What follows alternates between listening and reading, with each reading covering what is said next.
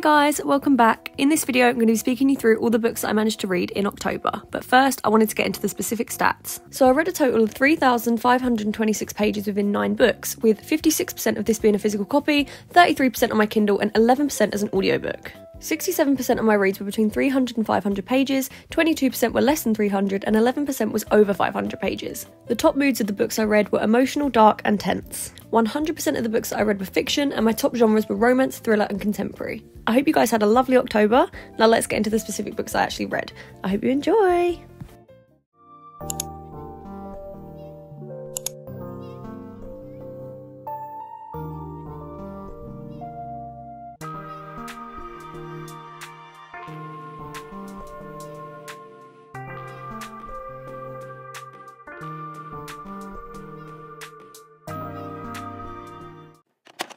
Hello everyone, welcome back to my channel. So that time has come again, October has come to an end, so we're going to do the classic monthly wrap up of all the books I managed to read in October. I feel like it was literally ages ago that I did my September wrap up. I feel like that seems like such a long time, but then when I think about the start of October it literally feels like yesterday.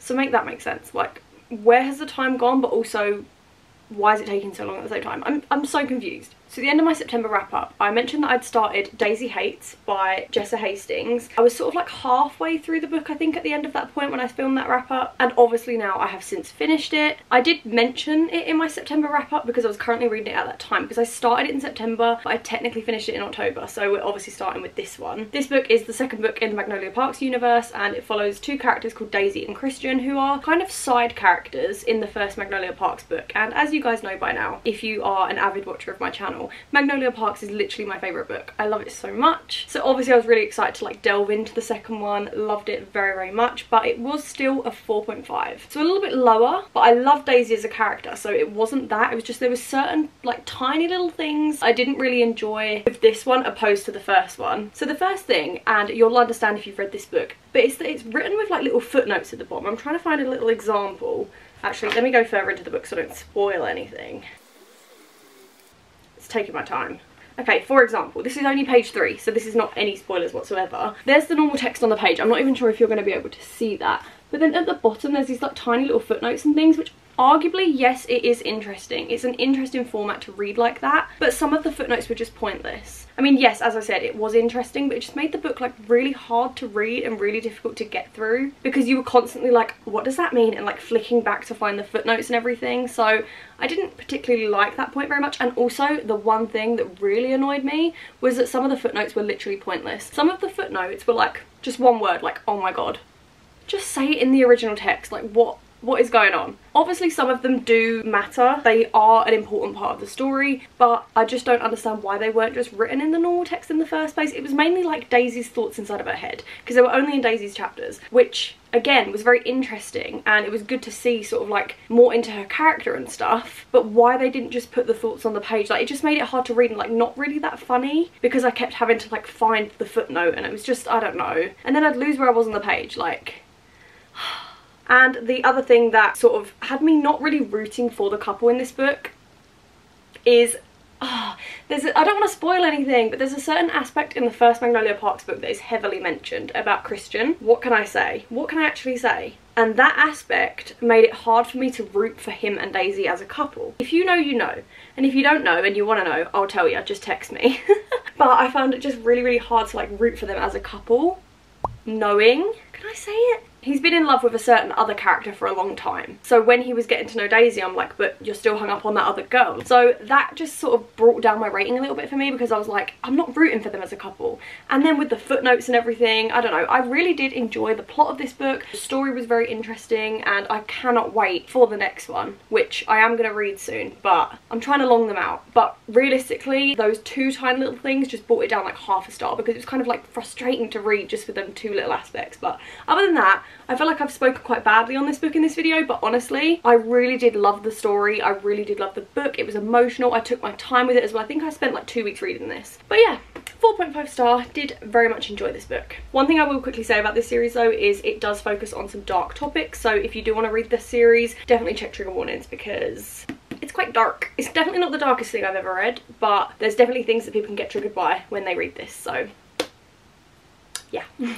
See, this book, it feels like I read ages ago. It doesn't even feel like this was October. But this is Thorn Princess by LJ Shen. This was the third book that I read for my Reading Dark Romance for a Week video. I rated this one a 3-star, and upon reflection I may even consider it being like a 2.75 because the story was good. It was interesting, but I just feel like it wasn't particularly a dark romance. I went into this thinking that it was going to be the darkest thing ever. If you guys haven't watched my dark romance video, go and check it out. But I did mention in this that this copy is actually my friend Amy's book, and she gave it to me. You can literally see like some of her tabs in it and stuff, and she literally DNF'd it around halfway through and said this is the darkest thing she's ever read. She absolutely hated it. She was like, I cannot physically read another page of this book, because she was absolutely disgusted with some of the topics it spoke about, which obviously with a dark romance you're going to get them topics and stuff like that. But when I read it, I was around halfway through and I was like, what was she referring to? Like, obviously I'd read other dark romances previously that arguably were a lot darker than this, but I couldn't understand like what was so dark that made her DNF it, if that makes sense. And some of the stuff that the male main character is into, a little bit dodgy. I will not lie, he has some certain interests in that certain area of his life, which I will not go into.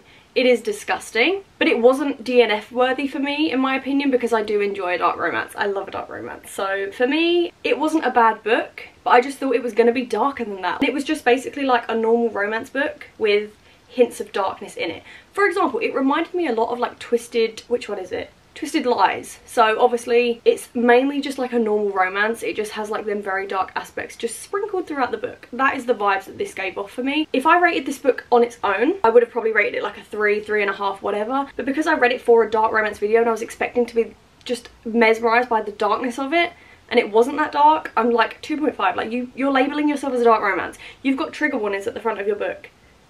And I wasn't even affected at all. Like, trigger me. Please trigger me. That's what I'm here for. But if you are interested in reading this book after I've basically just on it, this book is a standalone by LJ Shen. It's basically like a bodyguard rich girl trope, basically. It is called Thorn Princess, but there is not a princess in sight. It's just that he calls her princess because she's like a brat. The one thing I really didn't like about this book is that he called her a brat in every single sentence. And I was like, I'm bored now. Like, I'm over it. I don't know. I'm moving on.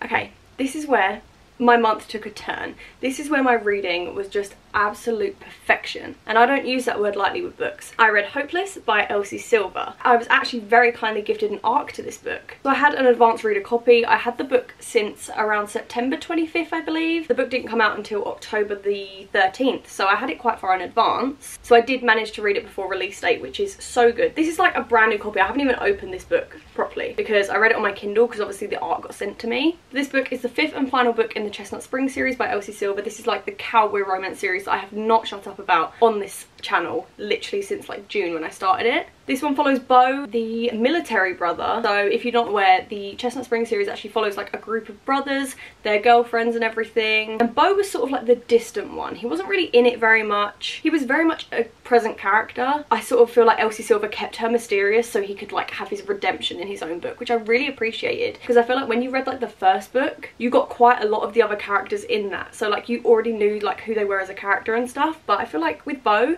we didn't really know him at all. Like, we knew little things, but nothing good, like no details, no crumbs. So thoroughly enjoyed reading this book. And I haven't said it already, but is it not obvious? I rated this book a 5-star. And yes, I have heard mixed reviews on it. I've definitely seen people get a little bit disappointed by this, but so good. And also it's a fake fiance trope, so I just find that when you switch up, I don't really read that often, so when you switch it up a little bit and you decide to read like a different trope than normal, it always just seems more special because you're like, oh my goodness. And going back to a series that I've just loved for months now, it's just really nice because I don't ever want it to be over. I feel like I really just enjoyed the characters of this book, so I can literally sit, read a book from start to finish, not really care about the characters and just be like, oh, okay, that was cute, whatever. But this book, I actually felt so connected to Bailey, who is the main female character. This is going to be very dramatic, I will say. It is very dramatic, but it actually put a hole in my heart. Like, I was actually physically in pain reading some of the stuff about her childhood and just like everything that she's been through, because she's not a very liked person in the town. And I was like, why do these people hate her? Like, she's so lovely. And I just felt really bad for her. I love her so much. But honestly, I feel like this was such a great wrap up to an amazing 5-star series for me. The found family at the end was amazing because obviously you just saw everyone from the other books come into this one, and it was just so good. Now this is where it gets juicy.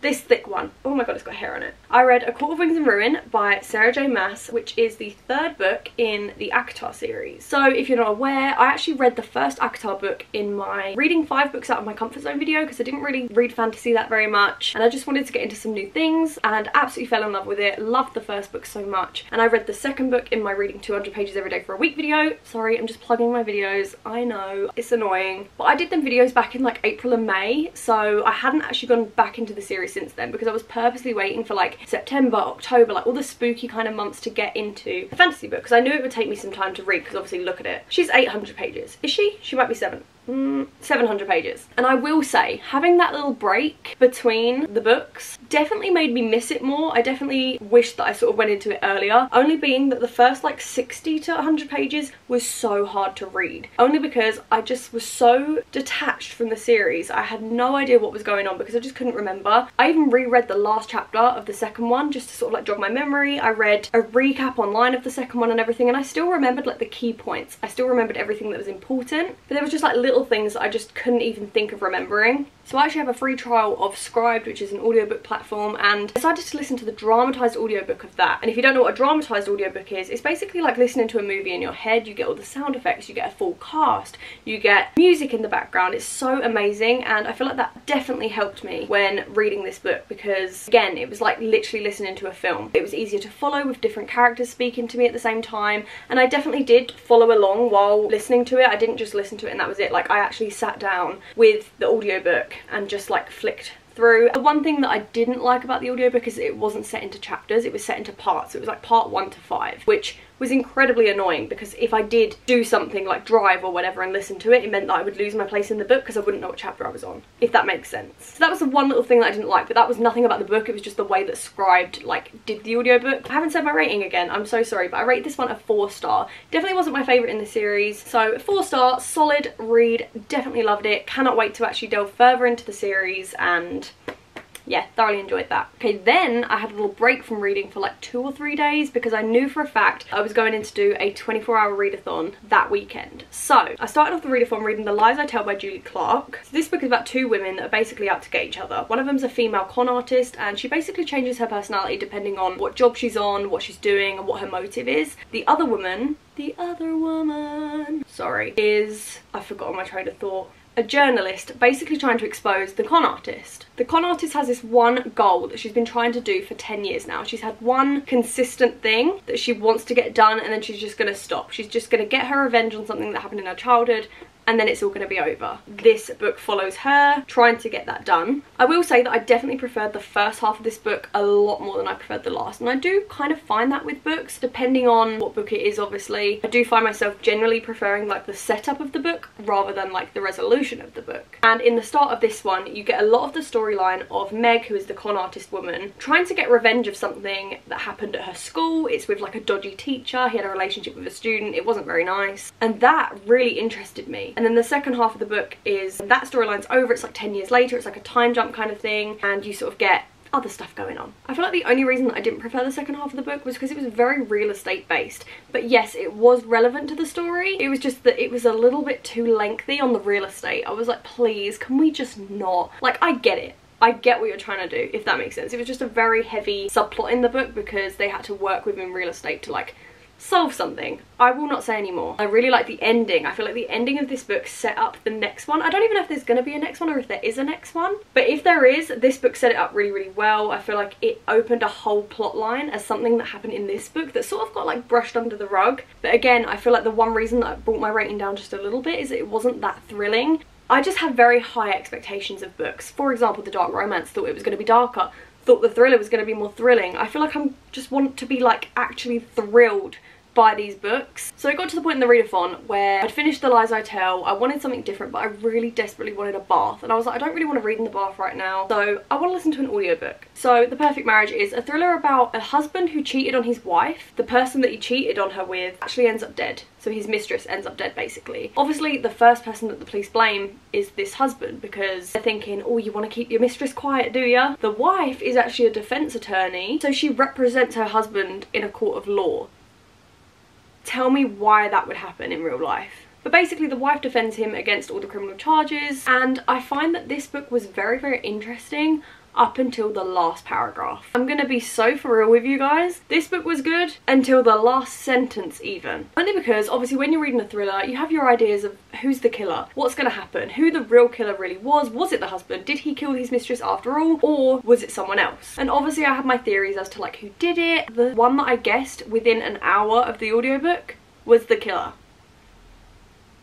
Yeah. So, very disappointed. I just found it was so predictable for no reason. Like, I could have probably guessed it by just reading the blurb alone. I rated that one a 3-star. Maybe even upon reflection again, possibly gonna rate it even lower, like a 2.75. I feel like the audiobook made it so much easier to read. The dual point of view was good. So the reading experience definitely did heighten that rating for me a little bit. But, I don't know. I just found the predictability just so frustrating. Especially because I was like, what was the point? At least I got it done in one night. Imagine if I'd spent like days reading that book just for that to be the ending. So this was the point in the reader form where I was so tired to the point where I was genuinely like about to fall asleep. I decided that I wanted something easy writing, something that I know and that I'm comfortable with. So I went for Too Late by Colleen Hoover. And when I say easy, I did say this in my reader form, when I say easy I mean writing style. I don't mean content, because this book definitely does cover some dark stuff. I feel like Coho's just known for her like easy Wattpad style writing, and that is exactly what I needed at that time of night for sure. This book I rated a 3.5 star, and again it was good, just nothing too special. It was just like an average, easy read. Would recommend it, just nothing special. It didn't like hold anything in my heart. But I do feel very sorry for the books that I read in readathons, because I feel like I generally just do rate them lower because I'm like forced to read them within a certain amount of time. I feel like if I did spend a few days on this book, maybe I would have liked it a little bit more. But again, it was one of them things for me. It was marketed as a thriller. It literally says thriller right there on the back, and it wasn't that thrilling. This book was giving more dark romance. I would actually consider this more of a dark romance than I would this, and this is actually a dark romance. So this book follows a main character called Sloane, and she's actually dating a criminal. You get another point of view of a character, what's his name? Oh my goodness, this is not okay. And you get another character called Carter, who goes undercover to basically expose Asa, her boyfriend, and arrest him for his crimes. Asa is just like a horrible person. He's abusive, he's a cheater, he just does everything wrong. Everything a man should not be, that man is. And reading his brief chapters that he has in this book was actually vile. I actually think I felt more discomfort reading Asa's chapters in this than I did whatever this man's name is. I've completely forgotten. I definitely will say the last 50% definitely did get a little bit more thrilling. The ending was good, but again it was a little bit more predictable for me. I feel like I just need to calm down on predicting the ends of books. But yeah, I did enjoy this, but obviously when you're reading at like 4 or 5 AM and you're on the verge of tears and on the verge of falling asleep, it's not going to be as high as maybe it would have been if I had a different reading experience. The next one was arguably the best book that I read in the entire readathon, which is funny because it was the last one. I knew for a fact if I brought out a Freida McFadden thriller right near the end, it would come through. You guys will know by now, Freida McFadden is my favourite thriller author. She honestly has like the best thrillers in my opinion. For example, The Housemaid, The Housemaid's Secret, The Inmate, and the one that I read in my readathon was Ward D. I rated Ward D a 4.25 star, absolutely adored it, it was so good. And it follows a character who, she is a medical student basically, and you've all watched Grey's Anatomy, I hope you have. So interns are basically required to do a certain amount of hours in each specialty just to know that they've tried everything, because they might find something that they're really good at. So for example, you do like a week in cardio, you do a week in psychiatry, you do a week in orthopedics. So she's required to work in a mental health facility for 24 hours, she's locked in, cannot get out, because obviously you don't want mental health patients running the gaff because that would be dangerous for them and everyone else. So she's assigned to the psychiatric unit and she basically just has to get to know each of the patients, get some experience within that field just in case she wants to go into it in the future.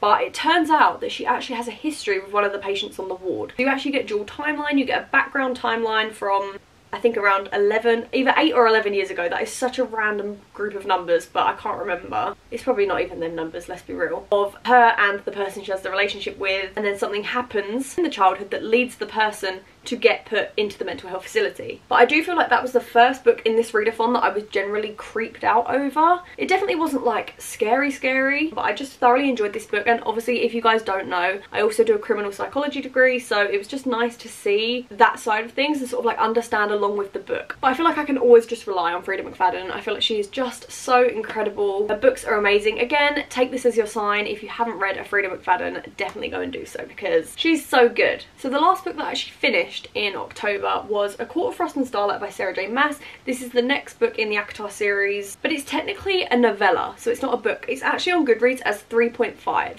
So it follows along from A Court of Wings and Ruin, which is obviously what we spoke about just now. I'm not actually 100% sure like what I want to rate this yet, simply because again it's like 200 and something pages, and because it's following on from another book, the two just sort of got blurred together in my brain a little bit. And also you can't really talk about the next book in the series without spoiling at least something, so I'm not going to say much about the actual book. But all I do know is that there's a certain new love interest situation happening between two characters that happen in the next book in the series, and I feel like this book set that up really, really well. I've had it spoiled for me a little bit, but for someone that doesn't know who the love interest is going into it, I bet this book would just be so amazing for them because they get little hints about what's going to happen next. But obviously I know nothing about A Court of Silver Flame, so don't tell me anything other than who it's based off of. So I feel like this book was just a great little setup thing. I feel like nothing overly really happened. It wasn't necessarily pointless, but some people may argue that it was. There wasn't much going on. You just sort of got like a little bit more of an insight into the characters, into the found family, into the world, and it was definitely interesting. I also listened to this one as an audiobook as well, followed along. It took me a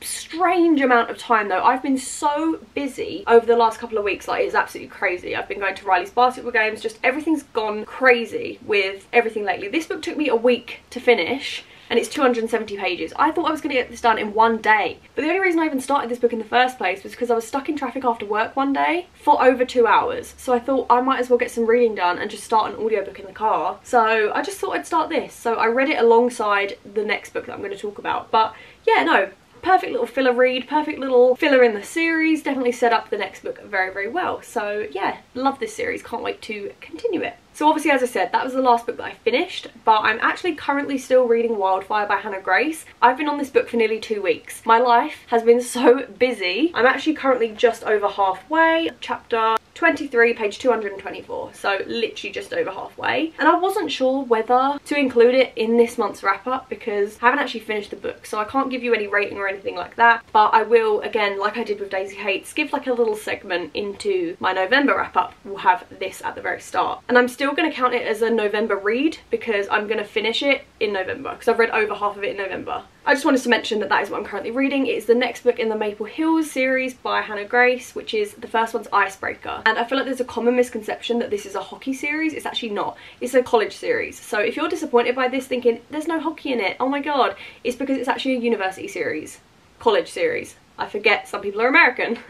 But I am thoroughly enjoying this so far. I've definitely tabbed a few little bits that I've enjoyed as well, but again, can't really say much about it, so I will tell you about that in a month's time. So that is everything for my October wrap up. I hope you guys had an amazing month, and I also hope that you read some favourites as well. Obviously we've got some 5 stars in here, we've got some like 2 and a bit stars in here. Like we've had a very mixed range month, and I felt like the only reason I got through as many books as I did was because of that readathon. This month has just been so busy for me. I've just been doing literally everything but reading, which is not fun for someone that does booktube and actually loves reading so much. But I'm hoping November is a high book month. I'm hoping to read like 10. I want a double-digit month. But that is everything for today's video. If you did enjoy it, give it a thumbs up. Let me know how many books you read and what one was your favourite from October, because I feel like we've had some gems. But give it a thumbs up, comment down below, do all that other YouTube stuff. What am I doing with my arms? And I will see you in my next video, hopefully.